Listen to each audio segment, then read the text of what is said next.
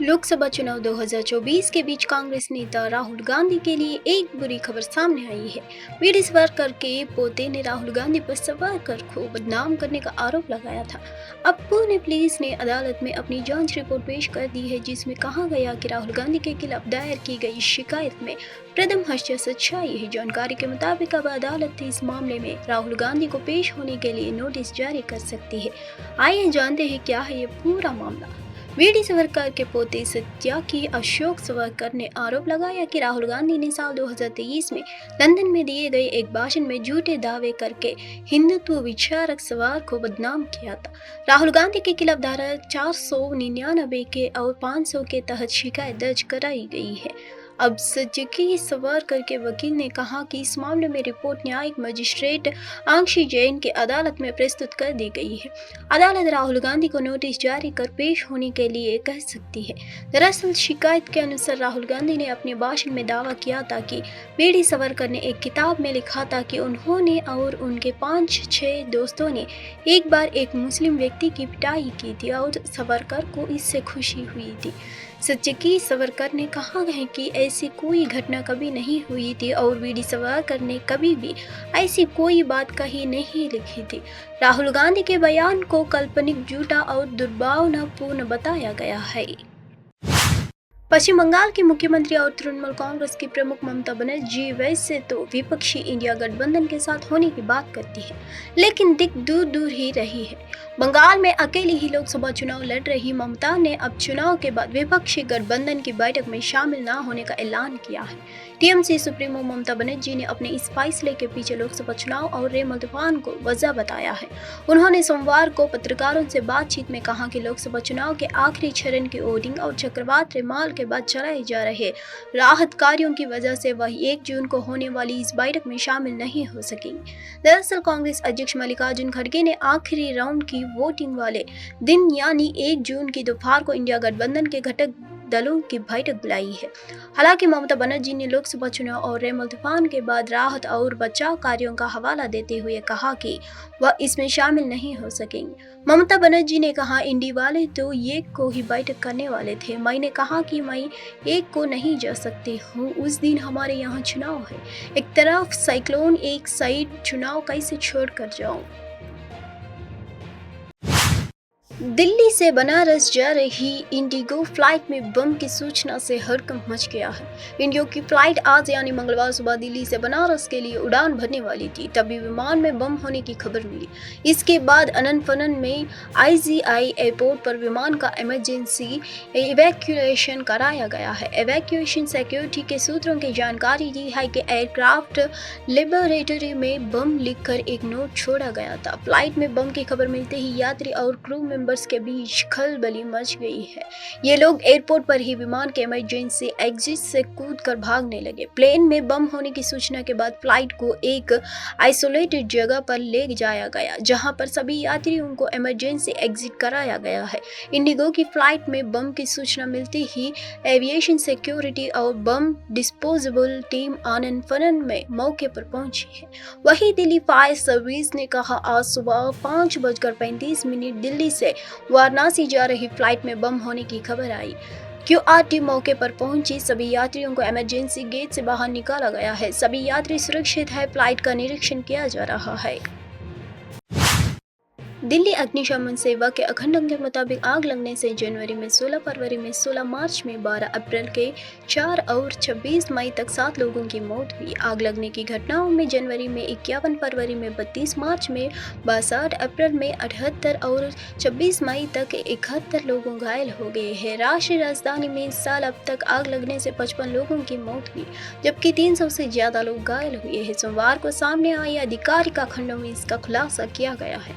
दिल्ली अग्निशमन सेवा के आंकड़ों के मुताबिक आग लगने से जनवरी में 16, फरवरी में 16, मार्च में 12, अप्रैल में 4 और 26 मई तक 7 लोगों की मौत हो गई है। आग लगना की घटनाओं में जनवरी में 51, फरवरी में 32, मार्च में 62, अप्रैल में 78 और 26 मई तक 71 लोगों की घायल हो गई। 1 जनवरी से 26 मई तक डीएफएस को आग की घटनाओं से जुड़ी 8,912 फोन कॉल मिले। आंकड़ों के मुताबिक 2023 में इसी अवधि के दौरान 36 लोगों ने अपनी जान गंवाई थी। डीएफएस के एक अधिकारी ने बताया कि इस हाल आग लगने की कॉल की संख्या बढ़कर 32.26% हो गई है। आंकड़ों के मुताबिक पिछले साल 1 जनवरी से 26 मई के बीच आग लगने की घटनाओं से जुड़ी 6,436 फोन कॉल आए थे, लेकिन इस साल इसी अवधि के दौरान 8,912 आग से संबंधित कॉल के साथ यह संख्या 32% से अधिक बढ़ गई है। देश के कई हिस्सों में भीषण गर्मी पड़ रही है। राजस्थान के पलौदी में तापमान 50 डिग्री के पार पहुंच गया है। आईएमडी ने अत्यधिक गर्मी को देखते हुए हरियाणा और राजस्थान के लिए रेड अलर्ट जारी कर दिया है, वहीं पंजाब के लिए ऑरेंज अलर्ट जारी किया है। आईएमडी के अनुसार दिल्ली, राजस्थान समेत कई राज्यों में 29 मई तक अत्यधिक गर्मी जारी रहने की उम्मीद है। चिलमिलाती धूप और भीषण गर्मी ने लोगों को हाल बेहाल कर दिया है। मौसम विभाग की माने तो पंजाब, हरियाणा, चंडीगढ़, दिल्ली, पश्चिम उत्तर प्रदेश और पश्चिम राजस्थान के अलग अलग स्थानों पर 31 मई को लू चलने की संभावना है। बता दें कि केवल राजस्थान की पलौदी को तापमान 50 से ऊपर पार कर गया है, जिसको देखते हुए मौसम विभाग ने रेड अलर्ट जारी कर दिया है। वहीं पंजाब के लिए भी आईएमडी ने ऑरेंज अलर्ट जारी किया है। राजधानी दिल्ली में तापमान 44 से लेकर 48 डिग्री के बीच रहने की संभावना है। सोमवार को दिल्ली का अधिकतम तापमान सीजन का दूसरा सबसे अधिक 45.1 डिग्री सेल्सियस रिकॉर्ड किया गया है। मौसम विभाग की माने तो 2 से 3 दिनों तक लू की स्थिति से राहत मिलने की अभी कोई संभावना नहीं है। मौसम विभाग के अनुसार दिल्ली में इस हफ्ते अधिकतम तापमान 44 से 48 डिग्री सेल्सियस के बीच रहेगा। आयुष क्षेत्र में बीमा पर बोलते हुए अखिल भारतीय आयुर्वेद संस्थान के निदेशक तनुजा निस्सारी ने कहा कि सभी बीमा कंपनियां अब आयुष पैकेज को भी कवर करेगी। उन्होंने कहा, सभी बीमा कंपनियां अब आयुष पैकेज को भी कवर करेगी। हम इसे और अधिक उपयोगकर्ता अनुकूल बनाने का प्रयास कर रहे हैं। दस्तावेजीकरण बहुत महत्वपूर्ण है। दिन प्रतिदिन का दस्तावेजीकरण सावधानी पूर्वक किया जाता है, जिससे यह स्पष्ट पता चल जाता है कि सेवा की गुणवत्ता क्या है, हमने किस प्रकार की सेवा दी है। आयुष के अंदर जो आईआरडीए ने एक नोटिफिकेशन किया है, तो जिसमें all the insurance companies they will now cover the Ayush packages also and those and we are just trying to make it more cashless, more user friendly, so that all the Ayush hospitals, doctors and those who are even having at the OPD level, these packages can be covered for the insurance coverages. It must भारतीय स्वतंत्रता सेनानी और सुधारक विनायक दामोदर सावरकर की 141वीं जयंती से पहले अभिनेता रणदीप हुड्डा ने अंडमान और निकोबार द्वीप समूह की सेल्युलर जेल का दौरा किया। सावरकर की बायोपिक स्वतंत्र वीर सावरकर का उनका किरदार निभाने वाले रणदीप हुड्डा ने इस भूमिका के साथ अपना गहरा संबंध संया किया है। इस फिल्म में हुड्डा ने अपने निर्देशक की पहली फिल्म निभाई थी। फिल्म में अंकिता लोखंडे और सावरकर की पत्नी यमुना भाई का किरदार निभाया था। अपने दौरे पर रणदीप हुड्डा ने कहा, वीर सावरकर की कहानी का अध्ययन करने और उसे पर्दों पर उतारने के दौरान इसमें मेरी भागीदारी काफी बढ़ गई है। जब मुझे वीर सावरकर जी के सर को समझने वालों से सराहना मिलती है कि मैंने कहानी को बहुत अच्छे और सशक्त तरीके से चित्रित किया है, तो बहुत अच्छा लगता है। आज हम यहाँ उस सेल्युलर जेल में आए हैं जहाँ विनायक जी को संज्ञा सुनाई गई है।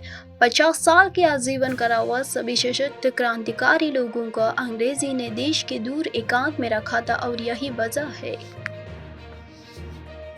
सावरकर जी का जो पूरी उनकी कहानी है, उसका अध्ययन करने के बाद जो मैंने उनकी ज़िंदगी जीने की और पर्दे पे दर्शाने की कोशिश की है, उसके अंदर मेरी इन्वॉल्वमेंट इसमें बहुत हो गई है। और वो लोग जो कि स्वतंत्र वीर सावरकर जी को जानते थे, उनकी फैमिली और जो उनसे जिनकी जैसे मंगेशकर फैमिली हुई, जो उनको असली में जानते थे और जो उनकी एसेंस समझते हैं, उनके बारे में जानते हैं, उनसे जब एक पैट ऑन द बैक मिलता है कि आपने बहुत अच्छी तरह से दर्शाया, बहुत सच्चाई से दर्शाया और बहुत दम से दर्शाया। झारखंड के रांची में 27 मई की रात एक बार कर्मचारियों द्वारा शराब परोसने के इनकार करने पर एक व्यक्ति ने डीजे संचालक की गोली मारकर हत्या कर दी है। आरोपी 4 अन्य लोगों के साथ दोपहर करीब 1 बजे बार में पहुंचा। पुलिस के मुताबिक बार बंद होने के कारण उसे शराब नहीं परोसी गई है। कल रात करीब 10:30 बजे 2 समूहों के बीच झड़प हो गई। हमने तुरंत पुलिस को सूचित किया और एक व्यक्ति को पुलिस ने गिरफ्तार कर लिया है।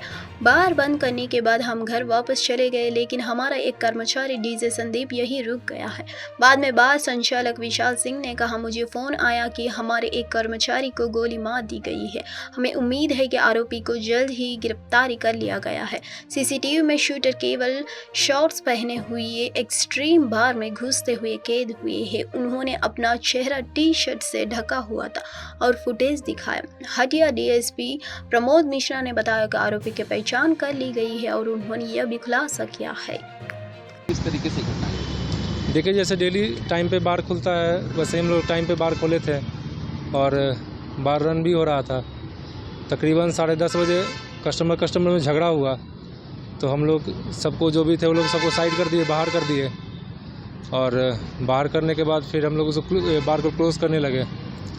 तकरीबन 12-15 तक हम लोग बार क्लोज़ कर दिए थे और उसके बाद हम घर चले गए थे। उसके बाद फिर फ़ोन आया कि 1:20 पे एक लड़का जो कि कैमरा में दिख भी रहा है वो आया, लिफ्ट से ऊपर गया और बिना पूछे ताछे मेरा एक स्टाफ को सीधा सीने पे गोली मार दिया और गोली मारते हुए फिर वो सीढ़ी से नीचे आया है और लगभग 10 मिनट तक लगातार मतलब शीशा पे ये कंटिन्यू फायरिंग कर रहा था। और भी कैमरा में देखा गया है कि और भी कुछ लोग यहाँ पे आए थे पार्किंग करने के लिए, तो उन लोग को भी वो बंदूक भिड़ाया है, मगर फिर पता नहीं वो लोग से बात करके। असम के मुख्यमंत्री हेमंत बिस्वा शर्मा ने 27 मई को अग्निवीर योजना विवाद को लेकर राहुल गांधी पर बिना रोक टोक हमला किया। सीएम हेमंत ने राहुल गांधी पर राष्ट्र विरोधी गतिविधि करने का आरोप लगाया।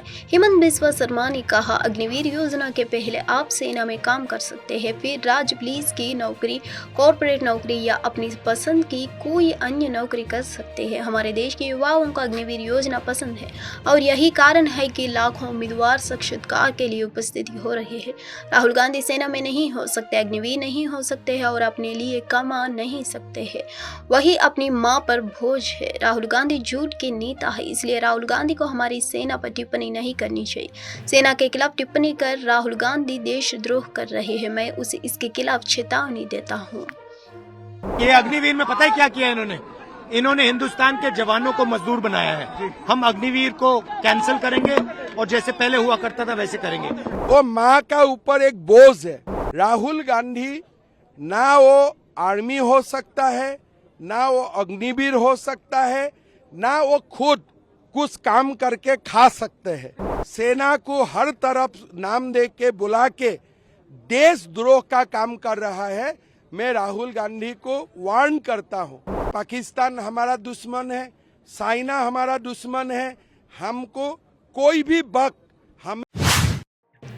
जैसा कि भारत भीषण गर्मी से जूझ रहा है, भारत के पहले रक्षा पंक्ति बीएसएफ मातृभूमि की रक्षा के लिए गर्मी का सामना कर रही है। देशभक्ति से भरे दिलों के साथ बीएसएफ के जवान भारत पाक सीमा पर पैदल चलकर जैसलमेर के रेतैली इलाके से गुजरे। इस बीच पश्चिमी सीमा पर निगरानी रखने के लिए बीएसएफ के कुछ जवान ऊंटों के साथ गर्मी के माते दे रहे हैं। गर्मी से खुद को बचाने के लिए बीएसएफ जवानों ने टोपी, फेस कवर और चश्मे के साथ पूरी आस्तीन के कपड़े का सहारा लिया है। हथियारों और दूरबीनों पर नजर गड़ाए बीएसएफ के जवान किसी भी खतरे से बचने के लिए अंतर्राष्ट्रीय सीमा पर वॉच टावर के माध्यम से भी गश्त कर रहे हैं। विशेष रूप से आईएमडी ने राजस्थान, पंजाब, हरियाणा, चंडीगढ़, दिल्ली और पश्चिम उत्तर प्रदेश के लिए रेड अलर्ट जारी किया है।